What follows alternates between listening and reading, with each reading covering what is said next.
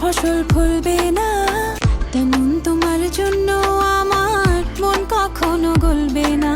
Tasnia ফারিনের Siberia গান শুনে নাকি হাসপাতালে ভর্তি 1 কোটি মানুষ। সত্যি নাকি ভাইরাল ট্রল?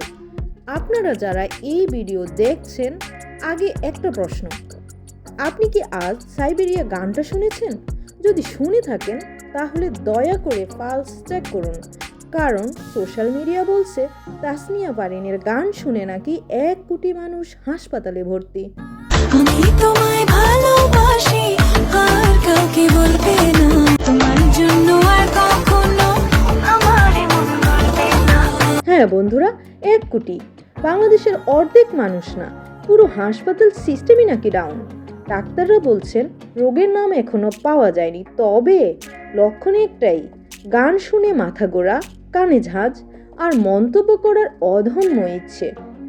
কেউ বলছে ভাই গানটা শুনে মনে হয়েছে ওয়াইফাই সিগন্যাল দুর্বল, আবার কেউ বলছে এটা গান না, এটা একটা সার্ভাইভাল টেস্ট। আর সবচেয়ে মজার কথা, যারা গানটা পুরোটা শুনে নাই তারাই নাকি সবচেয়ে বেশি অসুস্থ। এখন আসি আসল কথায়, সত্যিই কি 1 কোটি মানুষ হাসপাতালে? উত্তরটা খুবই সিম্পল, না, এটা পুরোপুরি ভাইরাল ট্রল আর এক্সাজারেশন। কোনো হাসপাতাল রিপোর্ট নাই, কোনো ডাক্তার স্টেটমেন্ট নাই, আছে শুধু কমেন্ট সেকশন, মিম আর মানুষের রসবোধ।